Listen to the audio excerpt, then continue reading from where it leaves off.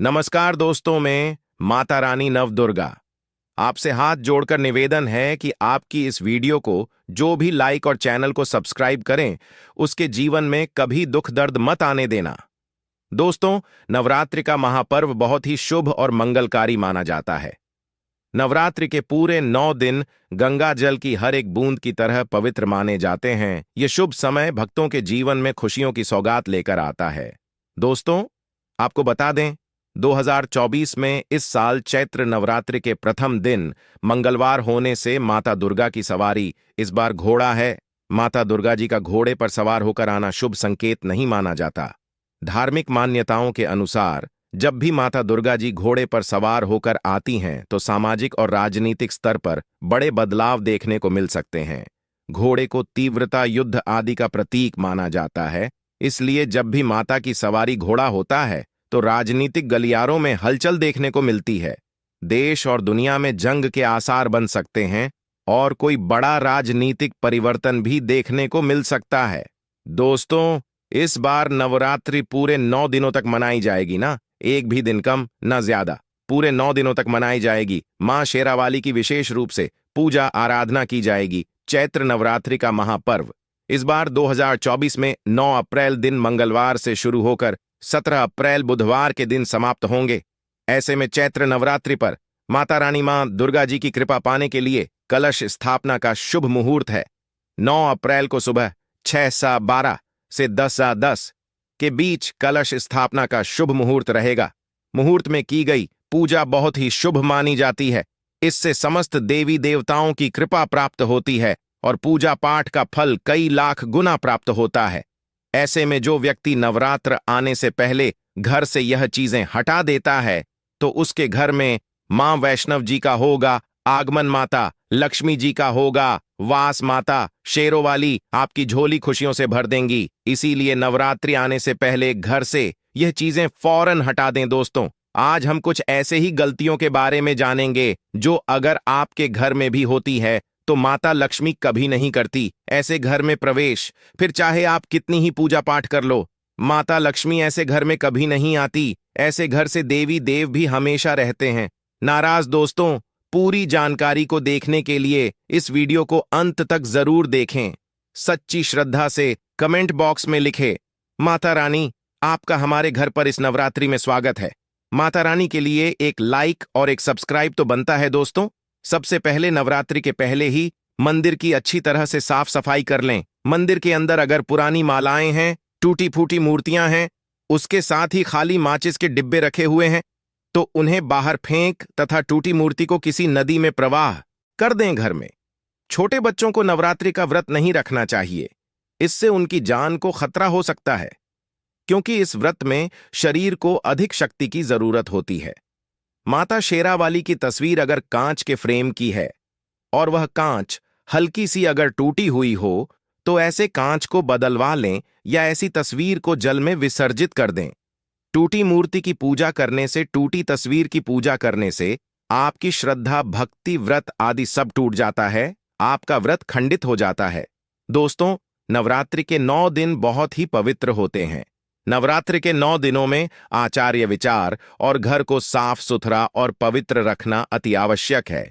इसीलिए नवरात्रि के 9 दिनों में ब्रह्मचार्य का पालन किया जाता है और तामसिक भोजन ग्रहण नहीं किया जाता। नवरात्रि के 9 दिनों में माता रानी के भक्तों को प्याज, लहसुन, मांस, मदिरा और अंडे से दूर रहना चाहिए। अधिकतर भक्त इन नियमों का पालन भी करते हैं, लेकिन वह एक गलती कर बैठते हैं। वह नवरात्रि के 9 दिनों में अपने घर इन अपवित्र चीजों को रख लेते हैं। ऐसा भूल कर भी नहीं करना चाहिए। भागवत पुराण के अनुसार नवरात्रि के 9 दिनों तक माता रानी अपने भक्तों के घर में वास करती हैं। अगर आप भी चाहते हैं कि माता रानी आपके घर में वास करें तो आप अपने घर के वातावरण को पवित्र रखें और नवरात्रि शुरू होने से पहले ही अपने अपने घर से प्याज, लहसुन, मांस, अंडा और मदिरा को बाहर निकाल दें। अपने घर को साफ रखें। इन वस्तुओं को घर से बाहर निकालने के बाद अपने घर में गंगा जल का छिड़काव अवश्य करें। भगवत गीता में भगवान कृष्ण जी कहते हैं, बगैर गंगा जल छिड़का कोई भी मंगल कार्य सफल नहीं माना जाता। गंगा जल का छिड़काव स्वयं भगवत गीता में भगवान श्री कृष्ण जी ने बताया था। अगर आपके घर में गंगा जल ना हो तो मार्केट से गौमूत्र ला सकते हैं और गौमूत्र लाकर आप गौमूत्र का अपने घर में छिड़काव करें। बस थोड़ा सा पानी में डाल लें, इससे आपके घर का वातावरण पवित्र हो जाएगा। घर में मौजूद नकारात्मक ऊर्जा भी नष्ट हो जाएगी और जिस घर में वातावरण पवित्र होता है और नकारात्मक ऊर्जा नहीं होती, वहां माता रानी का वास सदैव होता है।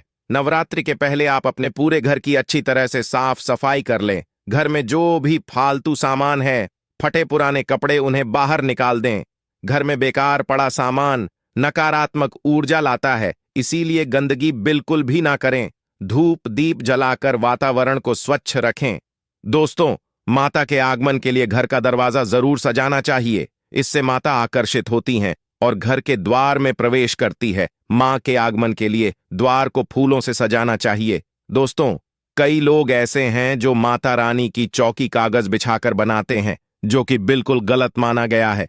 माता की चौकी के लिए आप नीचे लाल कपड़ा ही बिछाए, काला कपड़ा और सफेद कपड़ा भूलकर भी नहीं बिछाना चाहिए। ध्यान रखें, कपड़ा फटा भी नहीं होना चाहिए। दोस्तों, अगर आपके घर में देवी देवताओं की खंडित मूर्तियां या फटा हुआ चित्र अगर हो, तो उसे किसी पवित्र नदी में विसर्जित कर दें, क्योंकि ऐसी मूर्तियां और चित्र दुर्भाग्य लांतिमोस, क्योंकि उन्हें घर में रखना बुरा माना जाता है।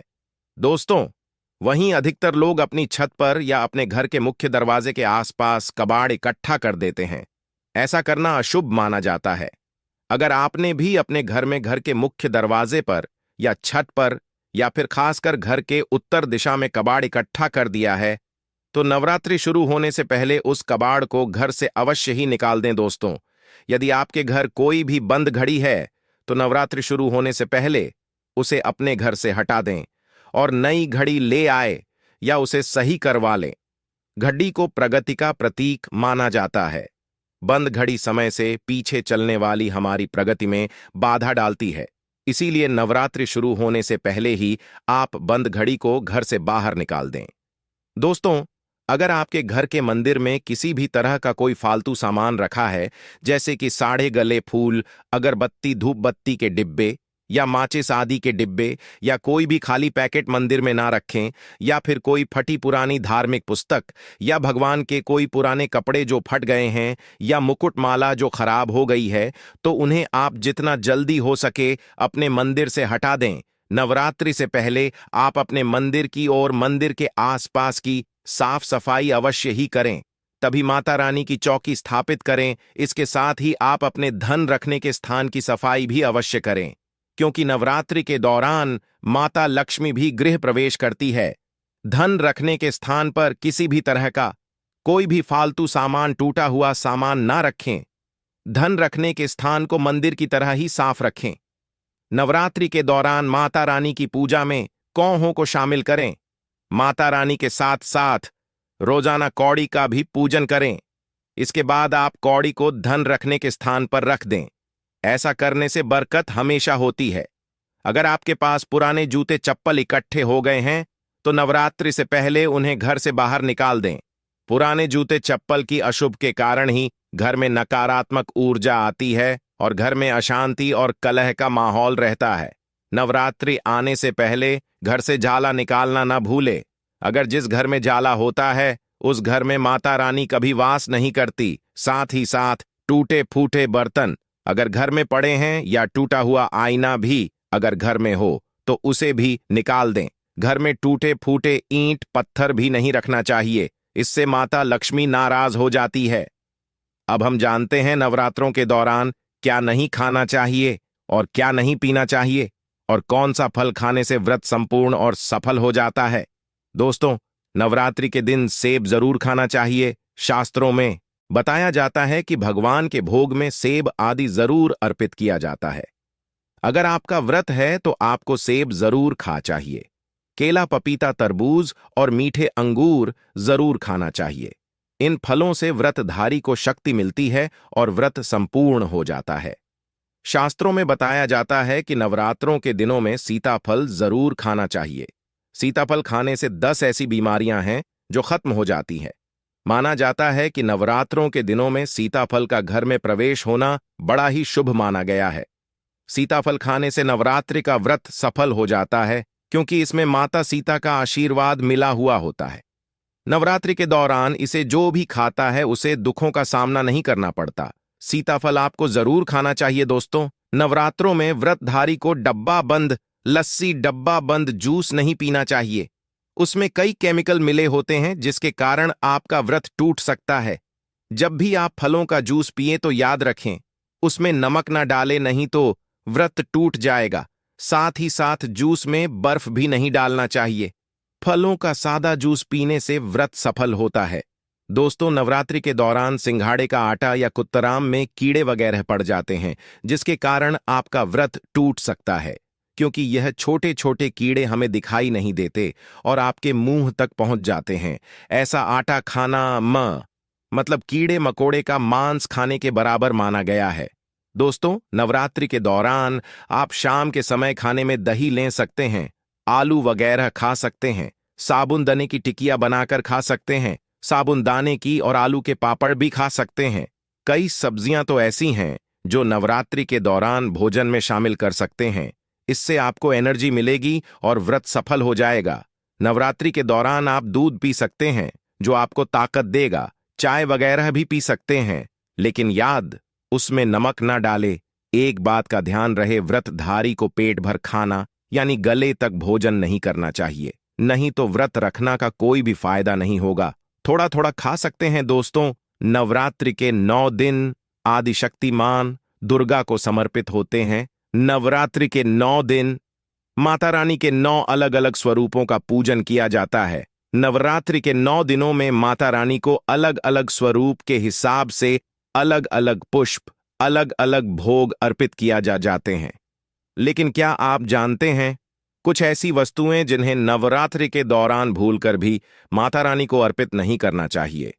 अगर इन वस्तुओं को आप गलती से भी माता रानी को अर्पित कर देते हैं तो आपको व्रत और पूजन का पूर्ण लाभ नहीं होगा। इसीलिए माता रानी की कृपा प्राप्त करने के लिए आपको यह जानना अति आवश्यक है कि वह कौन सी ऐसी वस्तु है जो माता रानी के पूजन में भूलकर भी इस्तेमाल नहीं करना चाहिए। तो आइए मां का जयकारा लगाते हुए वीडियो को शुरू करते हैं दोस्तों। नंबर 1, नवरात्रि के दौरान शादीशुदा महिलाओं को सफेद कपड़े पहनकर पूजा पाठ नहीं करना चाहिए। साथ ही साथ काले कपड़े भी नहीं पहनना चाहिए। इससे पूजा व्रत आदि खंडित हो जाती है। माता की चौकी जब आप लगाएं तो उसके नीचे कागज नहीं लगाना चाहिए। माता की चौकी हमेशा लाल कपड़ा बिछाकर ही बनाना चाहिए। हमेशा याद रहे, नवरात्रों के 9 दिनों तक व्रतधारी को अपना आसन माता की चौकी के आगे ही लगाना चाहिए और वहीं पर आपको सोना चाहिए। मंदिर को नवरात्रि के दौरान अकेले नहीं छोड़ा जाता, बहुत ही अशुभ माना जाता है। इससे दुर्गा माता नाराज हो जाती है और हमेशा के लिए चली जाती है। दोस्तों, नंबर 2, नारियल। हिंदू धर्म में नारियल को समृद्धि, धन, श्रद्धा और सम्मान का सूचक माना जाता है। नारियल को श्रीफल भी कहा जाता है। नारियल को सुख समृद्धि में वृद्धि करने वाला माना जाता है। नारियल का हर मांगलिक कार्य में विशेष महत्व होता है। जैसे कि आप सभी जानते हैं कि माता रानी के कई मंदिरों में नारियल से बलि भी दी जाती है और माता रानी के पूजन में नारियल का इस्तेमाल हम सभी करते हैं। खासकर कलश की स्थापना नारियल रखकर ही की जाती है। माता रानी के पूजन में हम नारियल इस्तेमाल करते समय कुछ गलतियां कर बैठते हैं। दोस्तों, नारियल कई प्रकार के होते हैं, एक हरा, दूसरा सूखा, जिसके अंदर पानी होता है। जिस नारियल के अंदर पानी होता है, माता रानी के पूजन में सदैव पानी वाला और जटा वाला नारियल ही इस्तेमाल करें।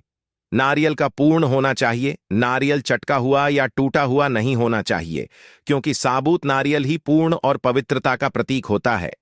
साबुत नारियल ही सुख समृद्धि का प्रतीक होता है। साबुत नारियल को ही श्रीफल यानी कि मां लक्ष्मी का फल कहा जाता है। नवरात्रि में माता रानी के कलश की स्थापना करते समय जटा वाला यानी कि पानी वाला नारियल ही कलश पर स्थापित करना चाहिए।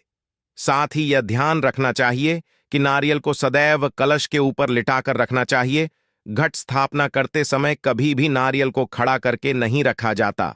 नारियल को सदैव लिटाकर कलश के ऊपर रखा जाता है। साथ ही नारियल को स्थापित करने से पहले आप नारियल को लाल कपड़े में लपेटकर उस पर और फिर लाल चुनरी उड़कर आप नारियल को कलश के ऊपर स्थापित करें।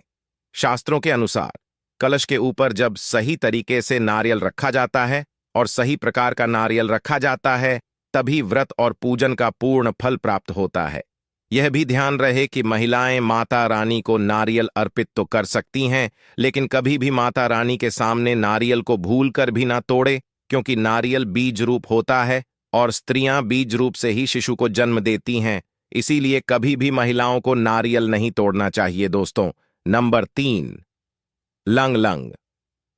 हम सभी माता रानी के पूजन में इस्तेमाल करते हैं, लेकिन लौंग का इस्तेमाल करते समय एक बहुत बड़ी गलती कर बैठते हैं। हमेशा ध्यान रखना चाहिए कि माता रानी को सदैव फूल वाली लौंग ही अर्पित करना चाहिए। जिस लौंग के ऊपर फूल नहीं होता या फिर जिस लौंग के पीछे लकड़ी की दांडी नहीं होती, उसको आप माता रानी के पूजन में भूलकर भी इस्तेमाल ना करें। दोस्तों, नंबर 4, तुलसी के पत्ते अर्पित नहीं करने चाहिए। मां दुर्गा के पूजन में तुलसी पत्र का इस्तेमाल करना वर्जित माना जाता है। तुलसी माता रानी को सफेद फूल भी अर्पित ना करें।